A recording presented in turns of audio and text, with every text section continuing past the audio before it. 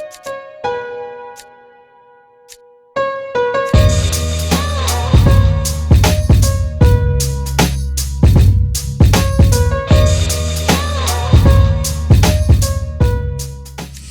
and welcome to the How to Film Weddings podcast. I am John Bunn. I'm joined by Nick Miller. Say, what's up, Nick Miller? What's up, Nick Miller? Dude, we just got through interviewing Max Sadik. He is this dude with an accent, crazy long hair, and a crazy long beard that is a pretty much genius when it comes to Facebook and Instagram ads. He told us that he took a certification with Facebook to just I don't even know what my brain still kind of hurts a little bit, but It was such good relatable information about like what we should be doing with our Facebook and Instagram ads. Right. John and I hear in all the wedding video groups and stuff on Facebook that Facebook ads just don't work. I've spent all this money and we learned from Max in this podcast that the reason it doesn't work is because you're probably doing it wrong. And he walks you through how he likes to build ads. He goes through, like, if you have a bunch of money, if you're just getting started out, like he does all of this stuff to really help you step by step figure it out. And then he also has a wedding professional marketing Facebook group that we'll link in our show notes below so that you can join that and learn even more info because he has a ton of great free content. And speaking of content, we, as you've probably heard by now, we just launched in the last couple of weeks our website, and I wanted to throw it out there just as a quick pitch, just as a reminder, howtofilmweddings.com is alive. It's ready, and there's a ton of good stuff in there. If you haven't been to the shop yet, we have a lot of awesome products, email templates, questionnaires, a lot of things you can purchase that will help you with your business. I just wanted to throw it out there because it's awesome. It is awesome, and on that note, we're just going to jump into our conversation with Max. All right. Well, thank you so much, Max, for joining us today. Why don't you do us a favor for the listeners? Tell us a little bit about you, kind of what you're doing with life right now, what you're excited about. Just give us the rundown on who is Max. Yeah, sure thing, man. So I'm just an average dude who lives in South Florida, almost ready to move to Southern California soon, later this year. I just had a daughter last year. Well, not me, me and my wife together. We did the bulk of the having part, but we just had a baby last year, and she's 8 months, and she's absolutely the joy of my life. Primarily I focus on two things. I'm a wedding photographer, so I shoot 10 weddings a year. So pretty much one Saturday a month, I'm at a wedding. And then other than that, I'm really passionate about marketing. So I help other wedding pros, whether it be photographers, videographers, florists. I help them market their business online using the same tools that the big guys use, but on really small budgets. Gotcha.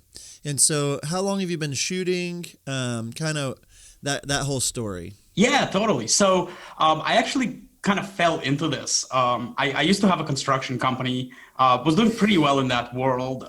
And then my wife, she's a model and actress. And one day she's like, hey, I need practice. I feel like I'm getting rusty on posing and stuff. What if we bought a camera and like every weekend you'd photograph me and then I can look at the images and analyze them. And I'm like, yeah, sounds like a good time to me. So she ended up buying a Canon T2i, from some dude on Craigslist. This is back when Craigslist was still a thing, not just for creepos who are looking to, So she bought the camera and I started photographing and like totally realized that was the thing that was missing in my life because I had a job that had no room for creativity, and I was working and then I was coming home and I wasn't doing anything creative at home either. And the minute I picked up the camera, I realized there was all that creativity pinned up in me, and like the rest was basically history. I just started shooting everything I could shoot, and before you know it, I found myself at a place wanting to sell my company. So I sold the construction company and just kind of went in full time into weddings and never looked back. That's awesome. And so today's talk for the listeners, we're going to, like, you're kind of this marketing guru when it comes to Facebook, Instagram. You have all these different, a Facebook group with lots of people in it. How did you, we'll get into all that a little bit, but like, you're doing these weddings. How did you get into doing this marketing side of your business? Yeah, so in the construction world, you don't really market the same way, especially in the section that I came from. I didn't come from residential construction where people hire you to remodel their home. I came from government work and really high-rise corporate work. So it was all about who you know. It was anything to do with real marketing. But lucky for me, I actually have a master's degree in it. So when I came into this world, and there's nothing online in construction, so I kind of proceeded to apply the regular marketing tactics that I learned in school, which was ages ago. And then I realized that I was attracting only older generation. So there was something wrong because anybody who's 35 or younger wasn't paying me any attention. And I realized that whatever I was doing doesn't work in today's world. It was great in school, but it's antiquated. Right. So I kind of did what I do best, and I attended YouTube University. And you know what they say, that to master something, you need 10,000 hours. I guarantee you I have more than 10,000 hours on YouTube. Watching videos about marketing, and I realized that the fundamentals that I learned in school, they were actually good stuff. They all work. They just needed to be adjusted to the mentality of the younger generation. The people who grew up with an iPhone in their hand, they think differently and they shop differently. So once I start kind of combining what I knew about marketing from school with things like Facebook and Instagram, all of a sudden things just exploded. And the more I worked on it, and the more I tried things, the better it worked. I ended up getting so much into it that I went and got certified by Facebook. So they have this like rigorous exam that you got to sit down to, and they issue a certification. This is more for people who want to work for a large company in their marketing department. But I thought, like, if large companies value this certification, maybe there's something in it that we can all use, the small businesses. And sure enough, there was. So the beauty of Facebook and Instagram is that you can do the same tactics like you see Macy's and JCPenney and Apple doing, but clearly we don't have the same budget as Apple. So the idea is we can still do the same tactics, but on a smaller group of people. And where Facebook and Instagram really excel is being able to create those small groups. So there is, I forgot who said it, but a really old rich white dude said once. Good. I like where this is going. Right. He was either Carnegie or one of those really, really, insanely old rich. and rich. Yeah. Right. Yeah. He once said that 50% of the money I spend on marketing goes to waste. I wish I knew which 50%. And it's so true, because when you are advertising on a billboard or when you go and advertise in Wedding Wire, you clearly realize that from the millions of couples that visit Wedding Wire or the not, most of them are not for you, right? But there isn't a way to segment. The only way you're able to segment is based on location. And you can't segment based on anything else. Whereas with Facebook and Instagram and proper SEO, you can segment exactly to the people who are going to like you or even love you. Yeah, man, I'm going to jump in here and say I love that point that you're making, that, he said 50% of my budget goes to waste. I wish I knew which one. And, a thing that I hear very, very commonly whenever people do ads on Facebook or do ads on Instagram, they say, "Oh, I tried it. It doesn't work." And you're shaking your head. I hear that, all the time. And it's probably because, ultimately Facebook and Instagram, they want money from us, right? So they make that boost post very, very easy thing to do. But but when people do that, you're doing exactly what you're saying, is you're just sharing it with, your friends and your friends of friends. And so you have a large group of people that aren't interested. They're not, it might be people like my mom who sees it, who, aren't looking to get married or know someone that's getting married. So I'm literally wasting my money. So you have gone in and gotten a certification. I think that's a really important key that, Max, we're having you on, and you've been through the teaching, this stuff. And it's not just like, oh, I researched a bunch. Like, you took a test, you have a certification for Facebook. That's awesome. And so I guess the point that I'm getting at is I lost it, John. I was going. And well, where you were getting to is the common misconception of I tried ads, it didn't work for me. You know, that's kind of what I hear a lot of times. Like, I've had very good success with ads. And so, I mean, I think moving the conversation into kind of, our listener base, Max, obviously is wedding filmmakers, some wedding photographers. I've seen your group on Facebook. Larry Marshall turned me on to it, and I've been kind of just creeping and lurking on it. And you just have such good content about how to get the most out of Facebook, get the most out of Instagram. And so I guess the first misconception is that ads don't really work for me. It's not worth my time. Why don't you speak on that for just a minute? Are Facebook ads worth it to us today? Totally. So number one is this. If you look at the overall market, right, every time you go on Facebook, you see ads. And usually when something doesn't work, we tend to not want to do it. So when you see large companies advertise on Facebook repeatedly, that tells you they're finding positive ROI. Otherwise, they wouldn't do it. Right. When Apple came out with a PDA, now I'm dating myself, the fact that I remember it, but when Apple came out with a PDA and it flopped, if you guys remember, that was like 15 years ago or maybe a little longer. They came out and then they took it off the market right away because it didn't work. But when they came out with the iPhone, here we are a decade later, still using iPhones. So that means Apple figured out it's working. And it's the same with Facebook ads. So if you're sitting there saying Facebook ads don't work, ask yourself, if they don't work, why are all these large companies pouring millions of dollars into them? So yeah, that's huge. Facebook ads are like anything else in life. You're going to have to practice, and mastery takes time. You're not going to run your first ad and be very successful. Just like you are not going to pick up a DSLR and go shoot like a mind-blowing film the first time you picked it up. It's just not how it works. I'm sure you guys are incredible filmmakers, but the first time you touched the camera, your work didn't look like it looks today, did it? No, mine definitely did. Definitely. Oh, Nick. Yeah, so mastery is definitely required. Sure, definitely. Now, what I do see is people who have understood that fact and came back again and again and again, pretty quickly, within a few months, they're starting to see results. And I am by no means recommending that you sink thousands of dollars into Facebook to learn it.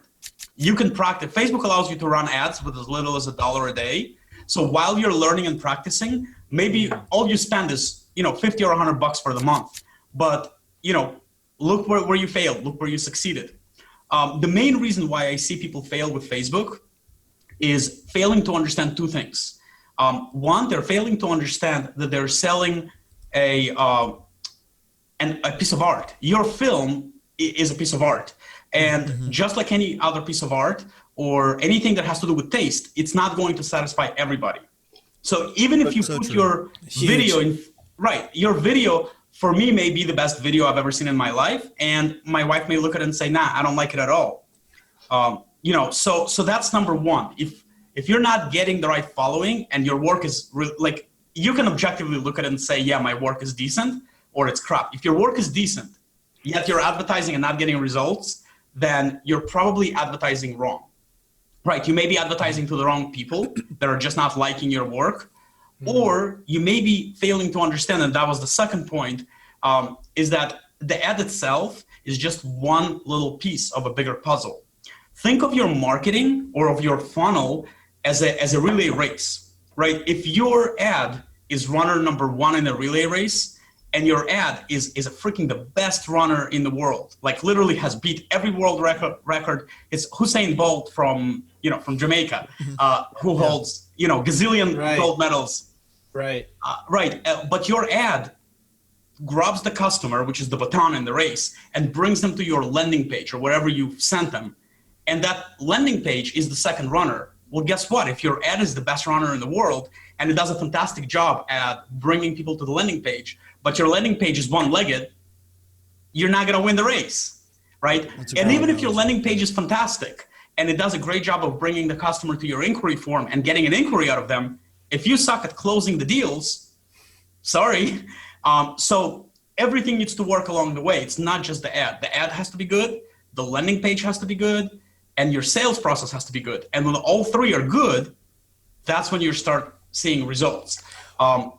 And I see a lot of times people will just run an ad that says, 20% off for everybody who books in July. And then when you click on it, it just goes to their homepage. Mm-hmm. No rhyme or reason. Like, it doesn't take them on a journey. It doesn't have a continuation, which is why it fails. Yeah. Oh, that's so good stuff. Okay, real quick, because we have a lot of people, that are listeners that are just starting out that know nothing about marketing. They might know a little bit about branding, but let's just say that this person listening has never really thought about marketing. And you mentioned the word funnel. And I know you kind of described it, but you walked us through what a funnel is. But can you kind of break down what you mean by funnel? Because that's a big marketing sales term is funnel. So can you just kind of talk through what that is real quick? Right. So a funnel is nothing more but a device that has more of something come at the top and less of something to come at the bottom. I'm sure I'm not telling you anything new, but when it applies to marketing, it literally means that. Like when you go to advertise on Facebook, number one, not everybody on Facebook needs your services because not all of them are getting married. So a larger proportion of people will see your ad, but less people will actually take any action. So that's where the first step of the funnel. And then the second step of the funnel is everybody who is getting married and your ad is relevant, not everybody's going to like your work. So some people are going to fall off. So your funnel is getting narrower as you're losing people. And that's normal. That's what a funnel is designed to do. You want to lose people on the way because when it comes to the end of your funnel, which is where you get involved personally, you're investing your most precious resource, your time. And the last thing you want to do is everybody who sees your ad gets on the phone with you because you only got 24 hours a day. So you want your funnel to be very effective at getting rid of people who are not going to book you and getting only people who are going to book you to the bottom of the funnel and on the phone with you or in-person meeting or, chatting via text messages, however you close your deals. Cool. I want to jump in. Okay, so you talked about four parts to this relay race, really. You talked about the ad itself, your landing page, your inquiry, and then closing the deal. So I would love the ad, I would love to talk just about mainly Facebook and Instagram.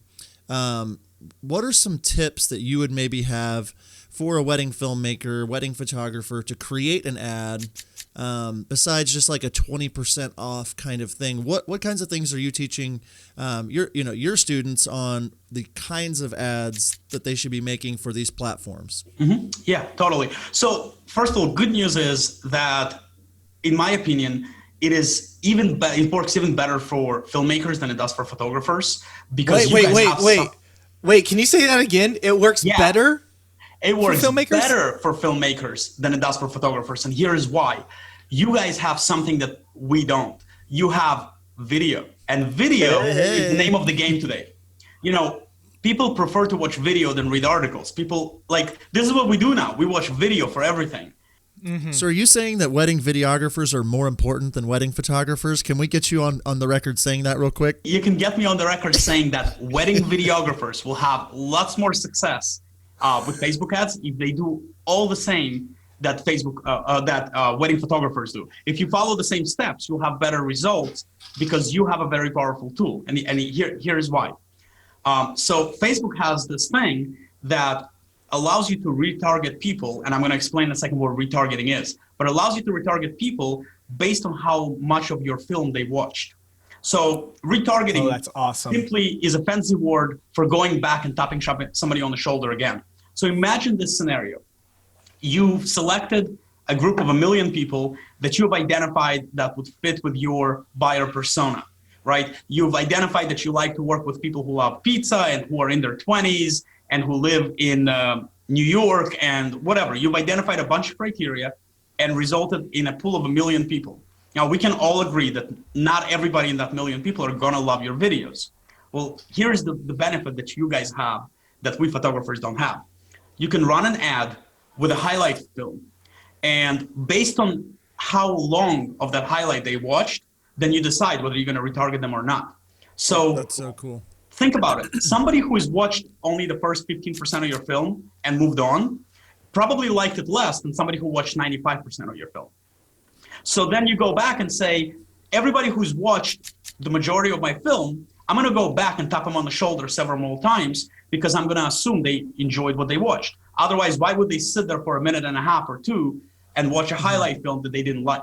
So this is something that I wish we as photographers had. We don't, because when I run an ad with a photo, I don't really have a way of gauging if a person liked it or not, other than if they actually hit like. But for you guys, just by looking at how far into the film they watched, you already know, do I want to spend more money on them or not? If somebody only watched the first 3 seconds, well, let them go. Don't waste any money on them. Focus your budget on those who've watched 90% of your film. That is huge. Yeah, it's huge. Isn't it crazy the amount of stuff that you can do for advertising with Facebook and Instagram that we just have no clue on, because there's that persona out there that, you know, like, it doesn't work. I just boosted and it doesn't work, but there is so much information. Like, I know you can target, you know, what people's likes and interest. You can target, you know, how much their median income, and, like, you know, all of these things to really help you find your ideal client. That's such a powerful tool. When you're on Facebook, obviously when you get engaged, you go change your status to engaged. So, like, we can literally show ads to engaged male, engaged female that are this age, that have this income, and you can now retarget them, like Max is saying, where it's like, oh, well, this female in New York watched 65% of my film. I'm going to show a different ad to them. So, Max, I want to, like, do you have any tips or tricks for people, like, the kinds of things they should be putting in the copy, or the kinds of, like, should we just be posting a recent wedding film, clicking boost? You know, kind of tell me a couple of tips on boosting versus creating ads themselves, and then what should be in those ads. So number one, the only time you should use the boost post button is when you're feeling generous and you want to gift Zuckerberg some money. If you're in a generous mood and you're into gifting Zuckerberg a few bucks, then go ahead and hit that boost post button. And if you're in Did you guys hear that are listening? Don't just boost. That's just a donation to Mr. Zuckerberg, and I'm pretty sure he has enough money at this point. I mean, yeah, I don't know. he's worth a few billion, so he's gonna love my $10 that I'm gonna spend on this boosting of the post. Right. I'm sure that before he goes to bed, he sits down and personally thanks everybody who has hit that button. But now Facebook has taken it. In my opinion, them having that boost post button is unethical. That's just my personal opinion. But they have taken that unethical to a whole new level now. As of a few days ago, they introduced a new feature that you don't even have to click the boost post button. You can set it up where it automatically boosts every one of your posts, or, you know, in whatever sequence, which I told people, like, just like you wouldn't shoot a wedding in a fully automatic mode, don't do that, because all it's going to do is just burn through your money. Instead, what you want to do is this. You want to create an overall journey, and you want to think of where is that couple in their process, right? If that couple right now is looking for favors, you're probably are much closer to their wedding day. And the problems and the issues they're thinking about are different from a couple who just got engaged yesterday and are 2 years out from the wedding. So your ads will work best when you match what you're saying to the state of mind of the person. You know, if they are having a hard time, you know, if they're about to hire a videographer, it's confusing. You go and you look and there's so many and they all have beautiful work. How do you know what to ask them if you've never been married or never hired a videographer? Well, you as a videographer can put an ad in front of them saying, hey, are you confused about how to choose a videographer? Here's a checklist with everything you should ask everybody you interview. Now that's value, because they didn't know what to do and you just saved them 5 hours Googling it and gave them a checklist that they can just print out or open on their phone and, you know, quick tip to interview everybody. What's happening here is that when you do that several times, number one, you're building up reciprocity, because now they feel like, hey, this guy, Nick, has done like this nice favor for me, and another one. Maybe I should ask him about shooting my wedding. And besides building reciprocity, you're doing something else that's really important. We live in a really sad state of affair where our attention span is about a third of a second shorter than a goldfish. So, yeah, really sad. We have, as a society, especially in the Western world, because of how much information we're taking in, we have a really tough time focusing. So being able to touch somebody on the shoulder 7, 10, 15, 20 times allows them to remember that you even exist. You know, if you're simply putting up an ad that says, book me, and they click on it and end up on your homepage, and right now they're standing at a line at Starbucks, They have 3 people ahead of them. They open Facebook and they see a really beautiful video. It catches their eye and they truly love your video. So they click on your ad. It takes them straight to your homepage. And as soon as they land on your homepage, they don't know where to go because they weren't ready to research you right now. They're standing in line at Starbucks. They got maybe another 45 seconds. So giving them something like a link to your homepage is useless at this point. Maybe later when they're ready to book you. But right now, what you should be doing is putting something in front of them that they can claim in those few seconds and then come back to later. So it can be a lead magnet, which a lead magnet is just a fancy word for giving them something of use. Like if you gave them a checklist of what to ask other videographers, that's a lead magnet. Or if you told them how when you're talking to your venue about setting up your outdoor ceremony, maybe it's not a good idea to have you facing the sunset so that you guys are squinting for 35 minutes during the ceremony. Those are things that the couples don't know. And when you give them that info, they value it. Now, you do that enough times, and after several number of times that they've gotten value out of you, now they remember who Nick is. Now they remember who John is.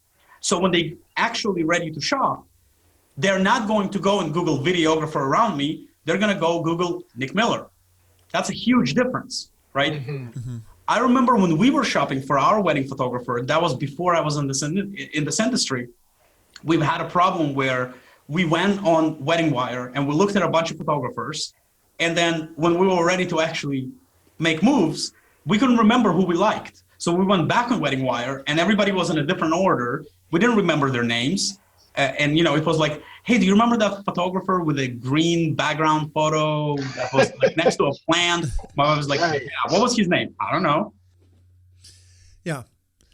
So what I'm hearing that you're saying is, okay, so when you're creating an ad, you have your funnel, right? So it's very large at the top, and then, 100 people see that ad. You want, somewhere between 30 and 50 to actually click on it, and then a conversion rate of about 10%. Like, that's really good, right? Like, just okay.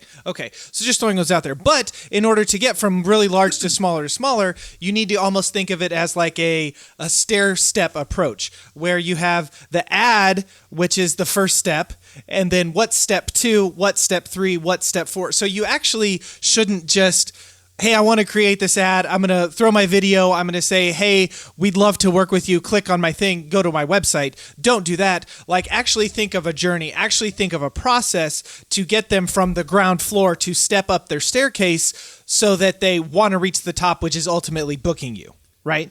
And I will add too, we talk a lot about just like taking things slow and steady.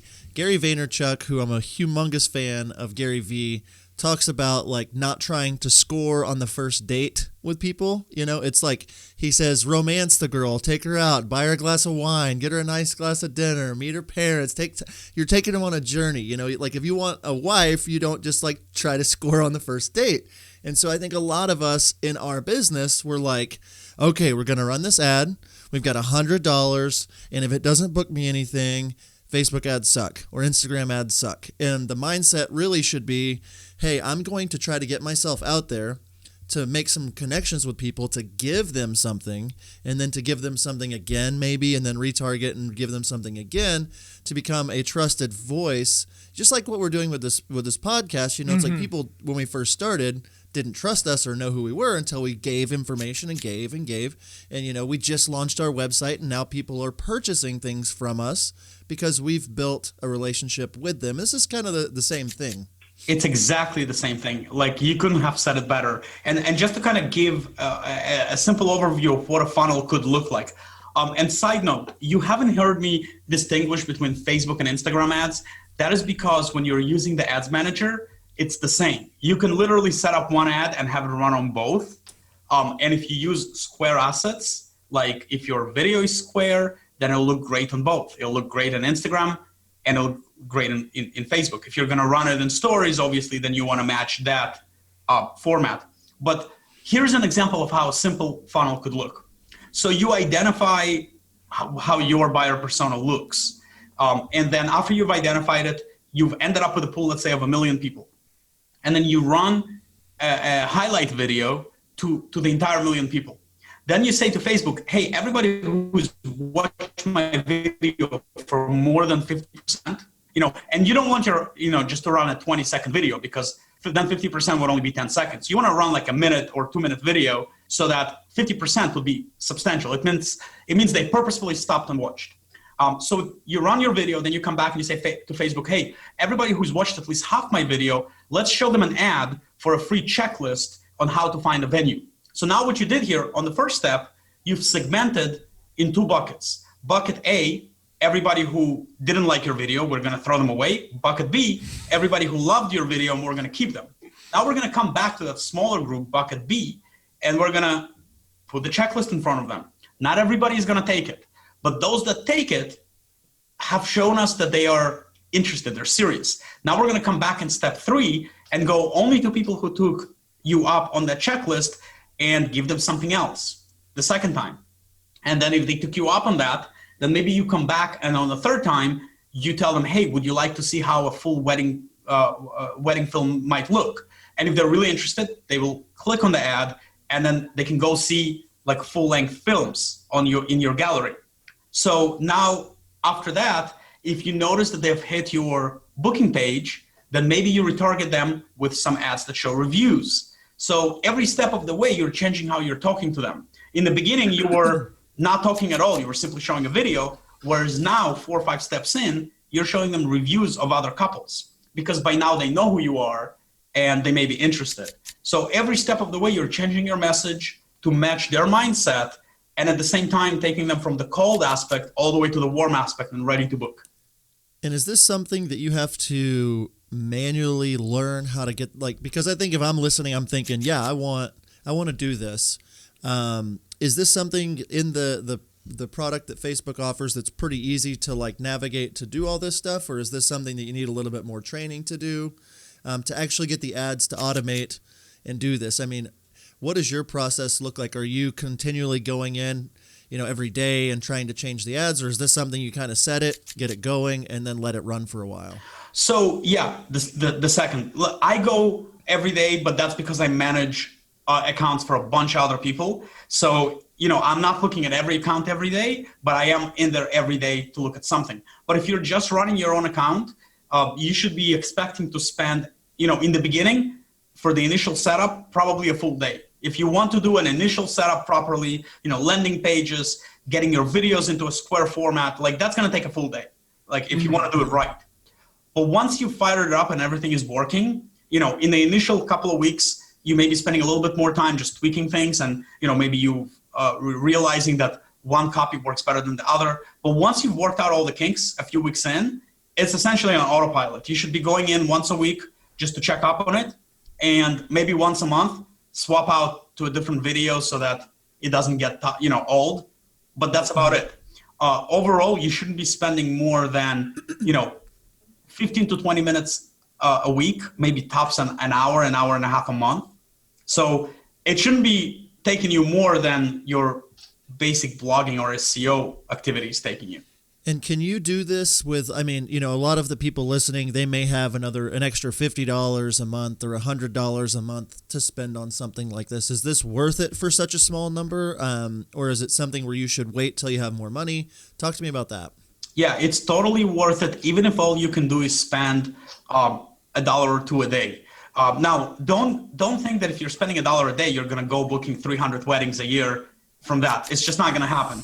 But to kind of put things in perspective, once you add up all the different ads and put them all together, you should be expecting to spend anywhere between $50 and $150 per booked wedding. So if you're spending $50 a month, that's one wedding booked. Mm-hmm. Now, is it revolutionary? No. 12 weddings a year are not going to make you rich. But if you've done it and you've booked one wedding, then maybe you take a little bit of that money that came in and you now spend $100 a month as opposed to 50, and now you book 2 weddings. Now you have a little bit more money. Maybe you spend, $250 next month, and, until you have enough. Everybody's different. I only shoot 10 weddings a year. I know people who shoot 300 weddings a year. I have a videographer client in Texas who they do kind of 2 different things. They do church video and they do weddings, and they have massive volume. I think they do over 300 weddings a year, but they have a large crew. It's a big operation. Mm-hmm. But then you have guys who are happy to shoot 10 weddings a year. Right. And I think the thing, like kind of like you said at the beginning, it's a journey, and it takes some tweaking and takes some time.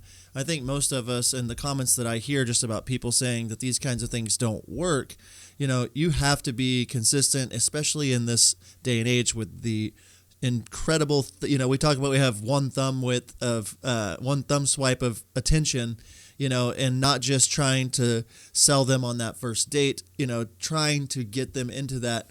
And with these tools, I mean, there's really no reason to not be pushing this and trying to get, because like even me, I'm in like the higher end market. I want to charge a lot more for wedding films.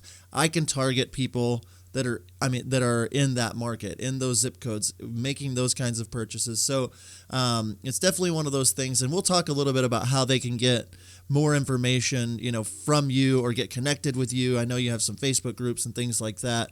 For somebody who hasn't done a single ad at all, they have a business page maybe on their Facebook. Can you go practical with me on just what steps I should be taking if, like, I've shot a couple of weddings, I have a business Facebook page, where do I go to get started trying to run these ads? Just practically, what would I do? What's the easiest way to get started? Yeah, absolutely. So in my opinion, I like to start where it's easy. I want everybody to start from the easiest part so they see results right away, so that they get encouraged to keep trying. And so think about it this way. Is it easier to walk up to a girl that you've never met before and ask her on a date? Or is it easier to ask a girl that you've been on 20 dates with to go on one more date, right? Right.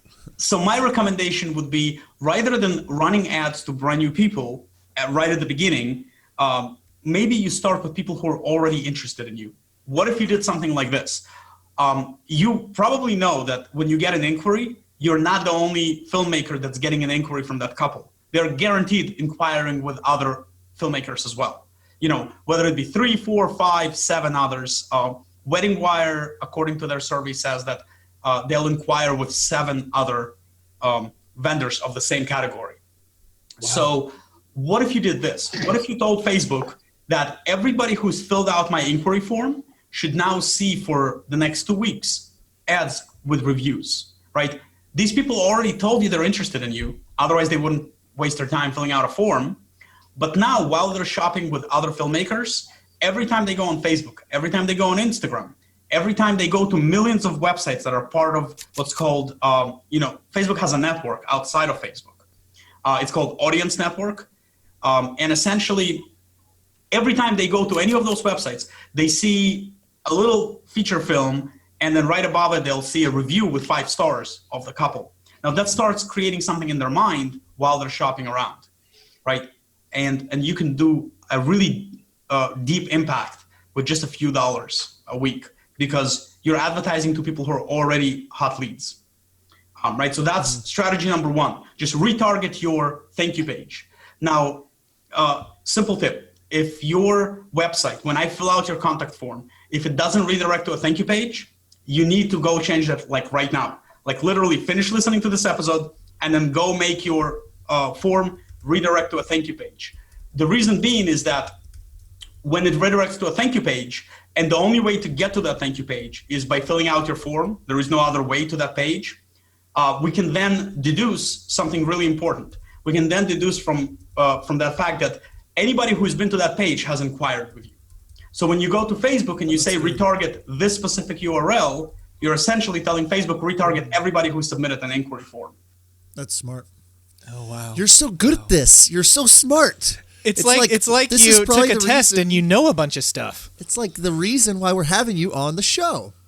Oh, man, the thing that I keep coming back to, that I've really seen this, especially in the last 12 months or so with my YouTube channel, is, people say the same thing when it comes to YouTube and trying to grow their channel. Oh, I put a couple of videos out there and it just doesn't work, so I stopped uploading, the video. But, I have over the last 12 months, I've uploaded stuff and I've spent time on it, and now I'm really seeing a bunch of growth on my channel. It's the exact same thing with what you're saying with advertising and Facebook ads and stuff is, doing one ad isn't going to work. You need, multiple ads and time and investing in it. I know I've said it before, that quote that consistency compounds. You do it over and over and over again. And eventually, if you're consistent over months, you're going to have this big, huge thing that people will give you all of the money to be a part of, because John talks about the crockpot method. You've done it slow and steady over a bunch of time to build this audience. It's great ideas, great information.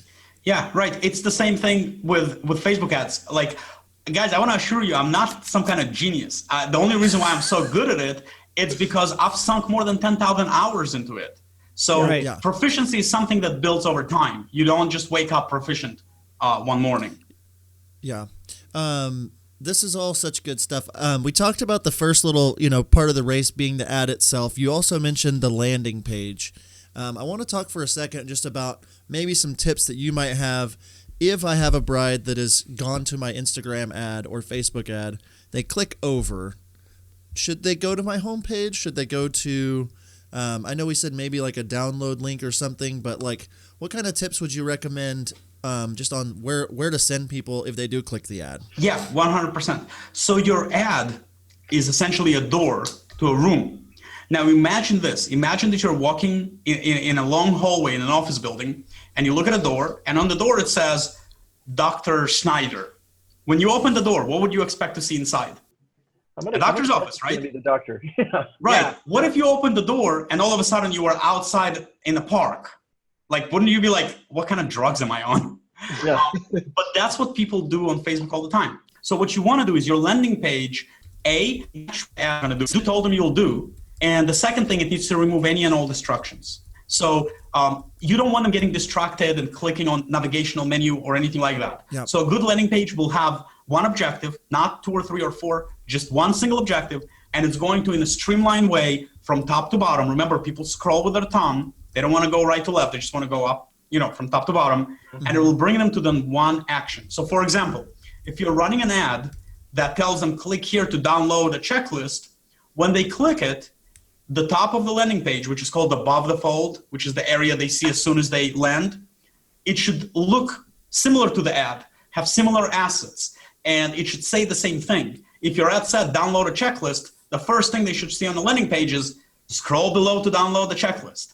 So that when they open that door, they see the doctor's office inside and not some park. This is not Alice in Wonderland. And it should be simple. If you're good with design, a well-designed page doesn't hurt. If it's aesthetically pleasing, that's a big plus. But if you have to choose between aesthetics and functionality, functionality always wins. I see people make landing pages and I'm like, what is this? Oh, there's a little dot at the bottom, and if you click at it, they're not going to know that. Make it simple, make it easy, make it as easy as scrolling down and dropping your email and name. And make sure it matches whatever you promised them on the ad. Don't send them on wild journeys that are unexpected. Yeah, that's really good. Yeah. So we have the ad itself. We have the landing page. The next part is trying to probably get them into an inquiry. We've talked a little bit about it, but if you're a new person, you ran an ad, you got somebody to your landing page, they downloaded a list, you retargeted some ads. Do you have any tips on just getting people to inquire and maybe things that you should have them give us once they are inquiring, info that they're giving? Yeah, absolutely. So there's a big difference between an inquiry and a lead. A lead is when they download your lead magnet. For a lead, never, ever, ever ask for just email and name. And maybe if you're giving away something really valuable, you can ask for a phone number. But the more you ask, the drastically your conversion rate is going to drop. There's also a trust factor. If they have no idea who you are, they're not spending 20 minutes on your landing page filling out, a 30 questions form. However, with your inquiry, and this is probably going to go against what people would say when they're just teaching marketing in general. But once you've built that rapport, I do believe that on the inquiry form, you should ask for more questions. However, there's a big distinction. You got to distinguish between more questions and what kind of questions you ask. You can ask a lot of questions on the inquiry form, but they cannot be difficult questions that they have no answers to. So for example, asking them to describe how they met, legitimate. They know the answer to that. They've been there. They met. But asking them, how much are you willing to pay for videography is a bad idea. You know why? Because they don't know how much videography costs. So you're asking them a question that you have no answer to. So now they're sitting there and thinking, if I put too little, I'm going to insult him. If I put too much, I'm afraid he's going to take advantage of me. Let me go Google how much it should cost. 15 minutes later, they're on somebody else's website reading a blog about how much videography should cost and inquiring with them, not you. That's good. Right. So don't ask questions that are going to require them to go Google. Ask questions that they would know off the top of their head. Like, what city did you grow up in? That's easy. You do want to ask for some info so that if you do end up in a sales process, or better not if, when you end up in a sales process, you know enough about them to have a meaningful conversation. So I am of the opinion that you should ask for more than just name, email, and phone number. But be very careful with asking questions that are difficult. Ask yourself, will they know the answer right off the top of their head? And one of those questions that the answer is no, they will not, is budget. Don't ask for their budget because it's irrelevant. That's good. That's really good. I'm going to have to go delete that off my form right now. Yeah. Oh. Okay. So, in coming back to, creating an ad, what do you recommend, because there's various types of ads, there's the pay-per-click, you can do the views ad, you can do boosting, all that kind of stuff. If someone's building an ad, which do you recommend would be kind of the starting point when it comes to types of ads to run? Cool. Absolutely. So specifically for filmmakers, the very top of the funnel, the first one or two ads that are kind of cold, I recommend using video views as your objective, because I do think you guys should be showing off your art. It's the biggest asset you have. Other companies pay lots of money to actually buy either stock video or better yet, hire a filmmaker to make them a custom-made video. You guys don't have to hire anybody. You already have thousands of dollars worth of assets that you can use. So at the top of the funnel, I will always use video views.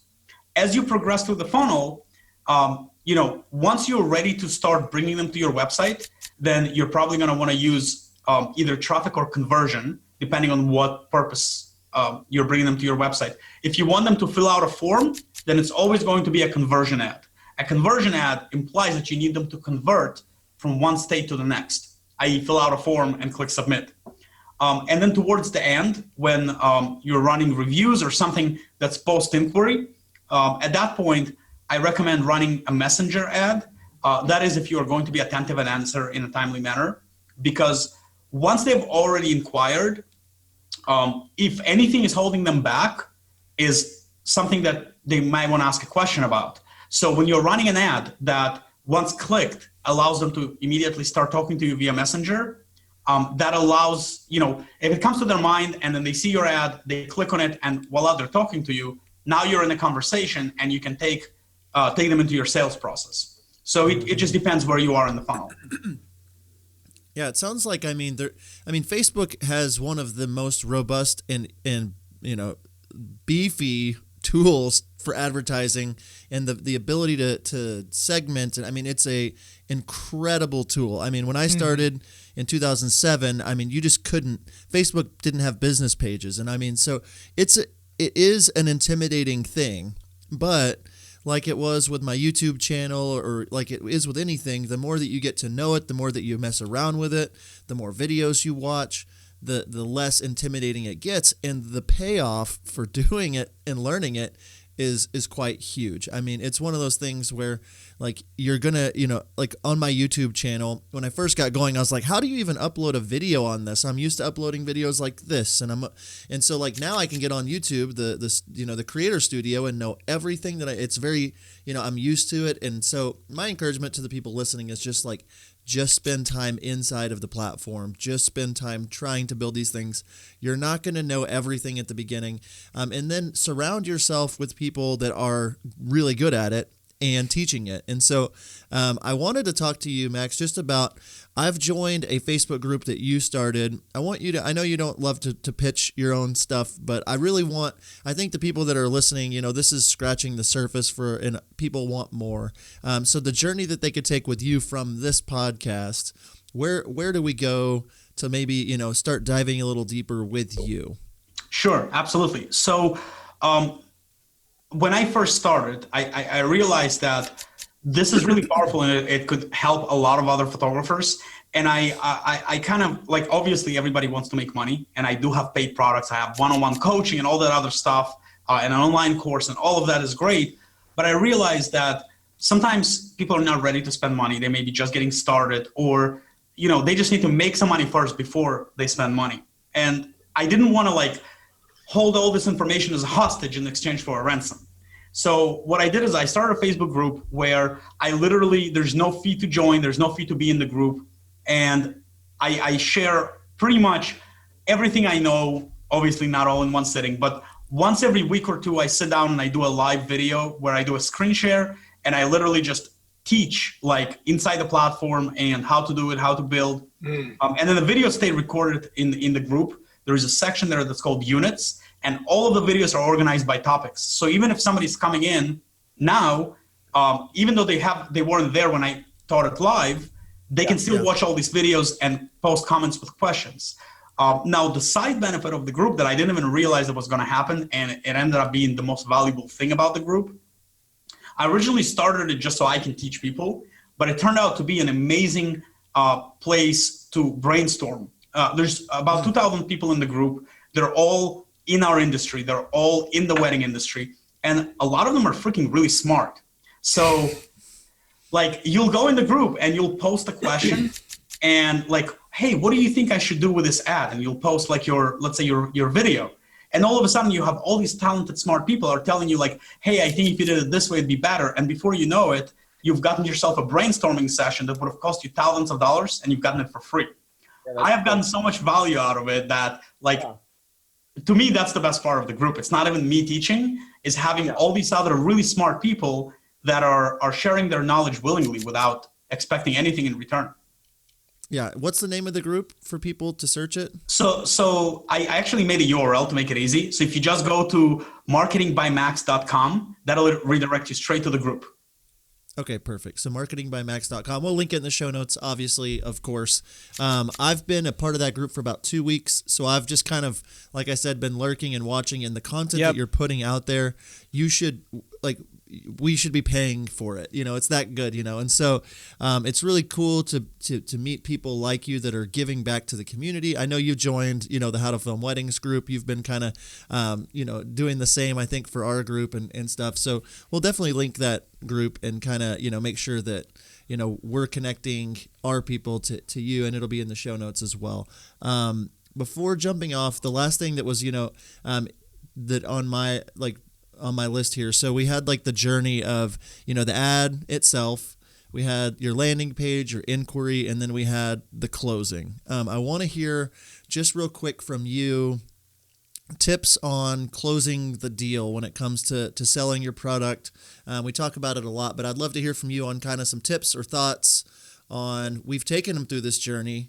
They've gone through the door. They're in the doctor's office. They want, they're here. How do you, in a way that doesn't feel salesy, how do you recommend we try to close these people once we've done all this work? Yeah, totally. So sales is definitely, as much as I love marketing, sales, I love sales even more. And here's why. Because when somebody sits in front of you and says, hey, I'm interested in your service, 95% of the work, it's your wedding to lose. They are not reaching out to you because they didn't like you. They're reaching out to you because they're interested. So at this point, it's your wedding to lose. What I say is this: number one, and this is going to sound a little cliche, but it really is, in my opinion, a very important sales tool, is treat them like you would want to be treated. If somebody asks you over an email, what do you start at? Don't tell them that they must get on the phone with you to find out the starting price, because imagine if you were on the other side of the things and you were really busy and you're planning a wedding and having to interact with 100 different vendors to choose the 6 or 7 that are going to work with you. And every single one of those 100 wanted a phone call. Now, I understand phone calls are very powerful, and I prefer a phone call, but it should happen organically. Take the conversation with them from the first moment with a thought in mind that it is already your wedding, and anything you say here is going to lose it to you if you are too pushy. And so I'm a fan of taking it really casually and kind of just letting them communicate at their pace and through whatever they like. So for me, for example, when you reach out to me, my question right away is like, hey, how do you prefer to communicate? We can jump on the phone, we can do it via email, we can do a Zoom call, we can text, regular text messages, we can do WhatsApp, whatever you want. And believe it or not, once I start doing that and kind of opening it up, first of all, my booking ratio more than doubled. But on top of that, something really interesting happened. I got a lot of my time back because now the majority of my weddings, I close over text messages or Facebook Messenger. In fact, this year in 2019, I do not have one wedding going forward. I do have that I already shot, but going forward from here to the end of the year, I don't have one wedding that I've gotten on the phone with before booking. So every single wedding I will be shooting this year has come through either Facebook Messenger or regular text messages. That's so awesome. Wow. That's so awesome. I wrote that note down. How do you prefer to communicate? It's like so simple, but that makes sense. Yeah, and just be casual and talk to them as if they're already your client, not if they are a lead. That's right, huge. Right. One question that I had, there's people listening to this and they're, just thinking about the amount of money and, spending and stuff. And can you, in your business, and you don't have to give like super specific numbers, but kind of what's your, ROI, your return on investment? You do a Facebook ad, you spend $100, like how much are you bringing in? Because I think that, people might say, oh, I'm spending $500 for all these ads, but if you're getting $20,000 from it, that $500 was totally worth it. So can you just kind of talk a little bit about your return on investment? Yeah, absolutely. So speaking of, I sit down every quarter and kind of analyze my numbers to kind of keep the finger on the pulse. And for me personally, roughly about 5% of my gross revenue ends up on marketing activities. So when I say 5%, that's not just ads. That's the cost of Facebook ads, the cost of active campaign, emailing software and tracking software, the cost of lead pages to build landing pages, which you don't necessarily need because you can just build it on your website. For me, I'd rather pay for something that makes it really easy for me and quick. But once I add up all of my spending on all of these different tools plus Facebook ads, then I'm roughly at about 5% of my revenue. Now, theoretically speaking, up to 10% of your revenue is considered okay, not bad. But I do believe that even with less than 5%, you can make a deep impact. As simple as anywhere between 50 and 150 per booked wedding. And if you're charging, even if you're just getting started and you're only charging $2,000 a wedding, to spend $150 to book a $2,000 job, that's good business in my books. Mm-hmm. Man, so much good stuff. Lots of it. Yeah. I mean, obviously, there's no way to go over all this. We've just scratched the surface, to say the least. I mean, there's so much more. I mean, with Facebook, with Instagram, marketingbymax.com is the place to go. On social, where can people find you on Instagram? What's your username there? If people want to connect with you or follow you there. Yeah, totally. So I only use 2 social media platforms, Instagram and Facebook. I just had to choose my battles since I only have 24 hours in a day. And so the rest of them are not on I'm not on them. But for both Facebook and Instagram, it's the same handle, and it's maxim.sadik. It's maxim.sadik. So essentially just my name. And that's for both Facebook and Instagram. That's perfect. And we'll obviously link both of those things. Anything else from you, Nick, before I land this plane? I mean, man, we could keep going and going and going. We totally could. My head's kind of reeling, and I'm already thinking of ways, to implement some of this stuff. And I've definitely been in that boat where you talked about, running an ad and then just having them go to your website and how that, getting lost out in the park or whatever. So just thinking already, taking this information and how can I apply it to my business and, that kind of stuff. Yeah. Well, I'll tell you this much, Max. I really do. We both and our entire community of listeners really appreciate you taking the time. Yeah, thank you so much. I implore our listeners to definitely go check out your page. It's a free place to go and get some information. Man, so much good stuff. People will find you online. Max has something else he wants to say real quick. Go ahead. Anybody listening to this episode is going to probably have questions. So like you guys, whoever's listening to this episode, you guys go to Nick's and John's group and ask the question and tag me in it. And I promise you, I don't mind being tagged. I will answer every single question you have, even if it's like hundreds of questions. I'm in the group. That's awesome. Those wonderful guys invited me in. I'm there, and I'm happy to answer any questions you may have. Love it. Awesome. Well, you heard it here first. He's going to answer questions from now until the end of time for us inside of our group. Check his group out. To everybody that's listening online, like, share, review this video. Thank you so much to the incredible community. I mean, we really can't thank you enough. And until next time, we'll see you. See ya.